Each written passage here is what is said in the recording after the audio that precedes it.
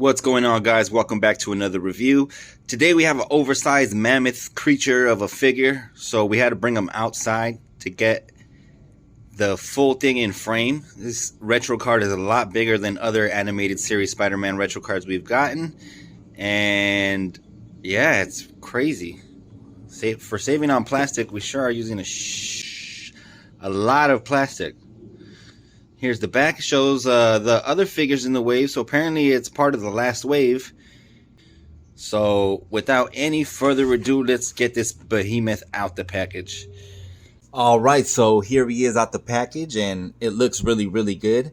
They added like a lot of detail to this. You can see just the line work and crevices throughout the suit.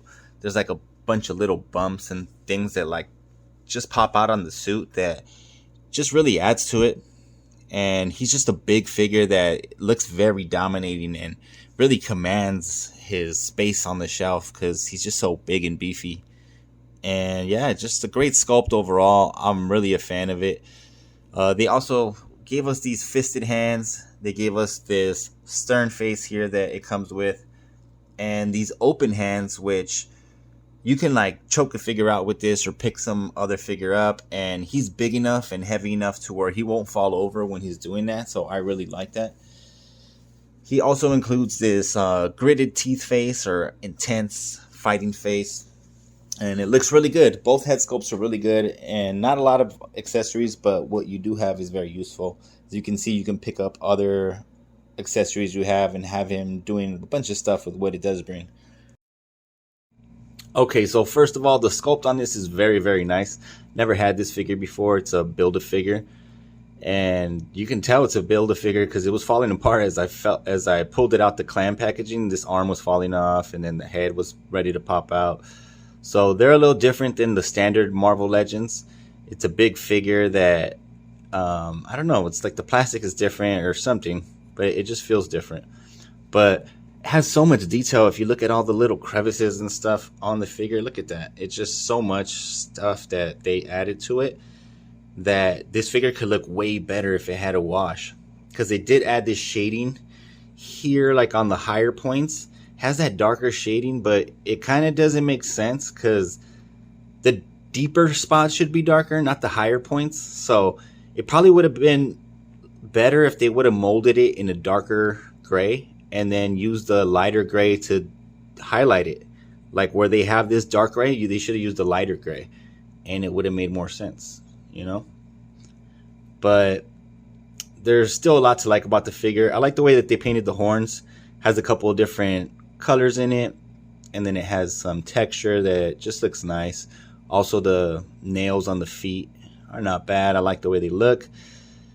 It's just that gray doesn't look great. Too dark. I mean, it needs to be, like I said, lighter.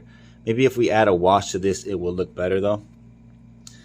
Let's go over the articulation, which it's not super great as it's a big figure. It can look down that much, it can look up that much. Has a swivel at the waist, and then an ab crunch. It's like a ratcheted joint. You just get one click out of it. Not a lot of range, but it's something.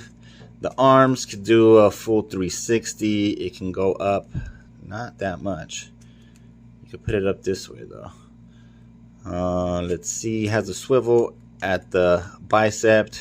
We got a single bend at the elbow. We got a swivel and a hinge at the wrist. Let's see. We got a swivel at the quad. Kicks up about this much. We have a single bend at the knee, and we have a hinge and a rocker on the ankle. So it's good enough for a big figure, but it's not super range. It's kind of limited due to the bulk of the figure.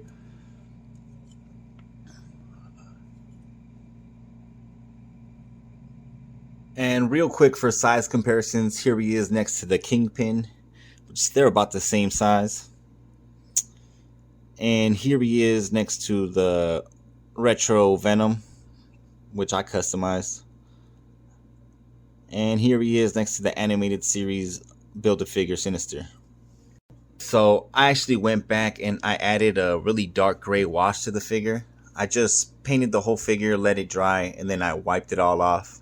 And what remained was the color within all the crevices and with all the little cracks in the suit. And I like the way it looks. It kind of adds a lot more detail to it. It just makes it all stand out, you know? So I'm happy with the results. I can see that it might not be for everybody. So if you're not confident in it or you don't like the way it looks, don't do it. But if you do, then don't be scared because it's pretty easy to do. Here's a side by side so you can kind of tell what it was before and what we ended up with. And I think that it looks a lot better with the wash. So if you guys are feeling it, make a little wash and paint it, rub it off. It's not that difficult. So yeah, that's going to be it for this review. Thanks a lot for watching. Leave a comment, subscribe if you want. Peace.